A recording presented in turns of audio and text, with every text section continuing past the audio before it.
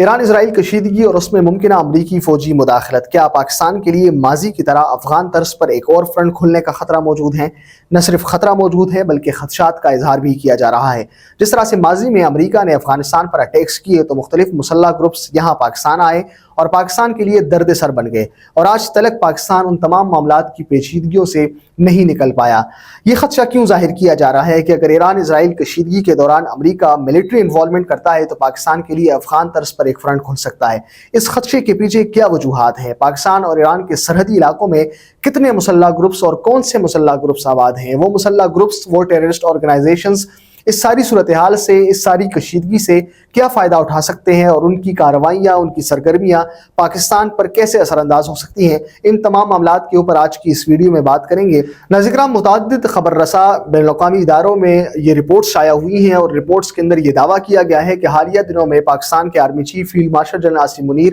اور امریکی صدر ڈونلڈ ٹرمپ کے درمیان جو ملاقات ہوئی ہے، اس ملاقات کے اندر پاکستانی آرمی چیف نے اس خدشے کا اظہار کیا ہے کہ تہران میں غیر یقینی صورتحال اور ممکنہ طور پر امریکی فوجی مداخلت کے نتیجے میں جو صورتحال پیدا ہوگی، اس صورتحال سے کئی دہشت گرد تنظیمیں، کئی ٹیررسٹ آرگنائزیشنز فائدہ اٹھا سکتی ہیں۔ اس خدشے کی کئی وجوہات ہیں۔ ایک وجہ تو شاید جیش العدل نامی ایک تنظیم ہے، اس کا اعلامیہ بھی ہو سکتا ہے۔ 14 جنوری کو جب ایران پر اسرائیل نے اٹیکس کیے تو اس جیش العدل نامی تنظیم نے ایک اعلامیہ جاری کیا، اور اس اعلامیے کے اندر اسرائیلی اٹیکس کو، اسرائیل کے حملوں کو ویلکم کیا، اور ایرانی عوام کو یہ دعوت دی کہ وہ ایرانی حکومت کے خلاف ہماری جو جدوجہد ہے اس میں ہمارا ساتھ دیں، اور اسرائیل کے یہ جو حملے ہیں یہ ایرانی عوام کے خلاف نہیں ہیں بلکہ یہ ریجیم چینج کے خلاف ہے۔ اس طرح سے دعویٰ انہوں نے اپنے اعلامیے کے اندر کیا۔ جیش العدل ایک کلدم ٹیررسٹ آرگنائزیشن ہے جو ایک دہائی سے زیادہ عرصہ ہو گیا جو ایرانی حکومت کے خلاف برسر پیکار ہے۔ جیش العدل پہلی بار 2012 میں منظر عام پر آئی تھی، اور اس کے اندر زیادہ تر جو ارکان ہیں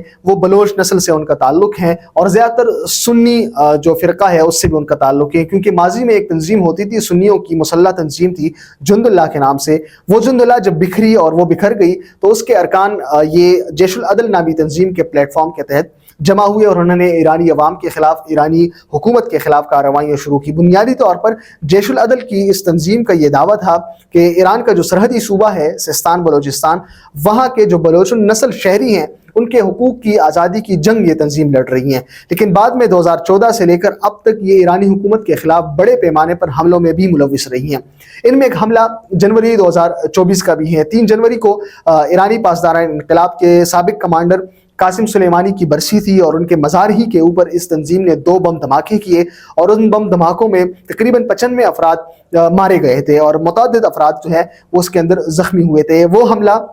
جیش العدل اس تنظیم نے کیا تھا۔ قاسم سلیمانی پاسدار انقلاب کے سابق کمانڈر تھے جو عراق کے ایک ہوائی اڈے میں امریکی ڈرون حملوں میں تقریباً 9 دیگر افراد کے ہمراہ مارے گئے تھے۔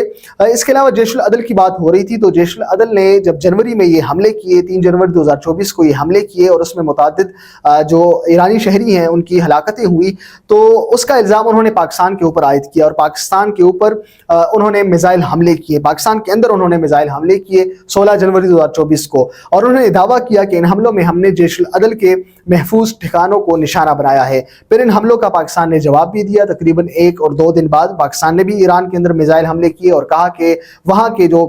بلوچ علیحدگی پسند تنظیمیں ہیں ان کے ٹیررسٹ جو ہائیڈ آؤٹس ہیں، محفوظ پناہ گاہیں ہیں، ان کے جو ٹھکانے ہیں، ہم نے ان کو نشانہ بنایا ہے۔ ایران اور پاکستان کے درمیان تقریباً 900 کلومیٹر طویل سرحد ہے، اور اس سرحد کے اس پار اور اس پار جو دونوں ریاستیں ہیں وہ ایک دوسرے کے اوپر سرحد پار مداخلت کیا الزام لگاتی رہتی ہیں۔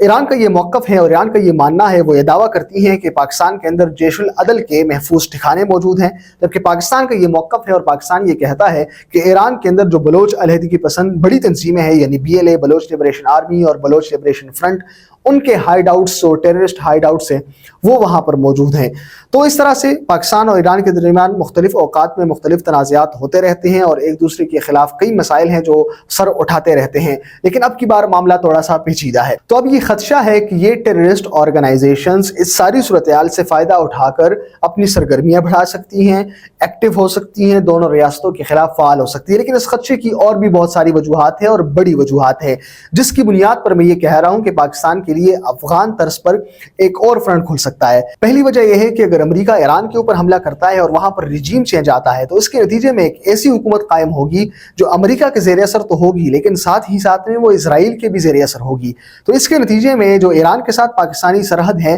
وہ غیر محفوظ ہو جائے گی، اور ہم جانتے ہیں کہ بھارت کے ساتھ ہماری جو مشرقی سرحد ہے وہ پہلے سے ہی غیر محفوظ ہے، افغانستان کے ساتھ ہماری مغربی سرحدیں وہ پہلے سے ہی غیر محفوظ ہیں، بڑے پیمانے پر وہاں پر ٹیررسٹ کی انفلٹریشن ہوتی ہے، مشرقی سرحد پر یعنی بھارت کے ساتھ بڑے پیمانے پر وہاں پر فوج تعینات ہے۔ تو ایسے میں اگر ایران کے ساتھ بھی سرحد غیر محفوظ ہو جاتی ہے تو پاکستان کے لیے بیک وقت 3 فرنٹس کے اوپر لڑنا، 3 فرنٹس کو کنٹرول کرنا، 3 سرحدات کو محفوظ رکھنا یہ بہت ہی زیادہ مشکل ہو جائے گا۔ دوسری اہم وجہ یہ ہے کہ حال ہی میں جب امریکی صدر ڈونلڈ ٹرمپ اور آرمی چیف کے درمیان ملاقات ہوئی تو اس ملاقات کے بعد یہ تاثر سامنے آیا اور یہ دعوے کیے گئے کہ امریکہ نے پاکستان سے ایران کے خلاف اڈے مانگے ہیں۔ البتہ اس بات کا امکان بہت کم موجود ہے کیونکہ عراق اور ان بحری راستوں کے اوپر امریکہ کے متعدد اڈے موجود ہیں اور وہاں سے ان کے لیے ایران کے اوپر حملہ کوئی مشکل کام نہیں ہے۔ ایسے میں پاکستان سے اڈے مانگنا اس بات کا امکان بہت کم موجود ہے، لیکن اگر ایسا ہوتا ہے اور ایسی کوئی صورتحال اور سچویشن ڈیولپ ہوتی ہے اور پاکستان امریکہ کو اڈے فراہم کرتا ہے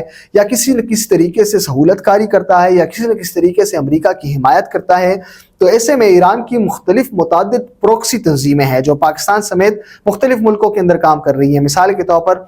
حزب اللہ لبنان ہے، یمن کی الحوثی ہیں، حشد الشعبہ عراق کے اندر کام کر رہی ہیں، اور فاطمیون اور زینبیون وہ شیعہ ملیشیا ہے، پروکسی تنظیمیں ایران کی جو پاکستان اور افغانستان کے اندر کام کر رہی ہیں اور سرگرمیاں کر رہی ہیں۔ یہ وہ ٹیررسٹ آرگنائزیشنز ہیں جو مختلف اوقات میں پاکستان کے اندر دہشت گردانہ کارروائیاں کر کے ایران کے اندر پناہ لیتی رہی ہیں۔ تو ایسی صورتحال میں وہ پاکستان کے خلاف فعال ہو سکتی ہیں، پاکستان کے خلاف سرگرم ہو سکتی ہیں، نہ صرف وہ امریکی انٹرسٹ کو نقصان پہنچائے گی بلکہ ساتھ ہی ساتھ میں سہولت کاری کے الزام میں سہولت کاری کا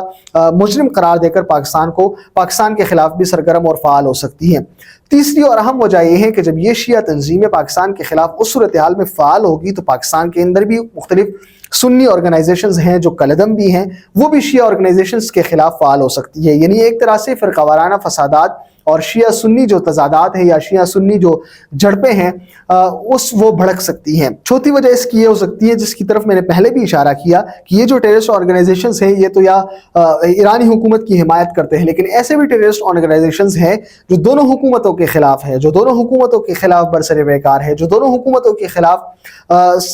دہشت گردانہ کارروائیاں کرتی رہتی ہے، جس میں سے جیش العدل کا میں نے ذکر کیا، اس کے علاوہ بلوچ علیحدگی پسند تنظیمیں ہیں، براس کے تحت جتنی بھی بلوچ آرگنائزیشنز اکٹھی ہوئی ہیں وہ پاکستان اور ایران دونوں کے خلاف اکٹھے ہو سکتی ہیں اور اس فرنٹ کے اوپر اپنی کارروائیوں کو آگے بڑھا سکتی ہیں۔ البتہ یہ ساری جو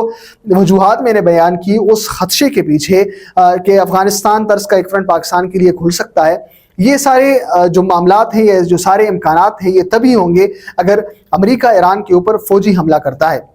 اور اس کے نتیجے میں ایک رجیم چینج آتا ہے اور وہاں پر حکومت کی تبدیلی ہم دیکھتے ہیں، تو یہ سارے امکانات تب وجود پا سکتے ہیں، یہ سارے امکانات تب وقوع پذیر ہو سکتے ہیں۔ لیکن اس کے لیے ہمیں یہ دیکھنا پڑے گا کہ امریکہ کیا ایسا کر پائے گا یا کر سکتا ہے یا کرے گا یا نہیں کرے گا، کیونکہ ماضی کا اگر ہم دیکھیں تو امریکہ نے عراق کے اندر ایک طویل جنگ لڑی، امریکہ نے افغانستان کے اندر طویل جنگ لڑی، تو امریکہ ایک طرح سے تھکا ہوا ہے۔ تو امریکی کانگریس اس طرز پر جس طرح سے انہوں نے ماضی میں امریکی حکومت کی حمایت کی ہے اب کی بار اس طرح سے حمایت نہیں کریں گے۔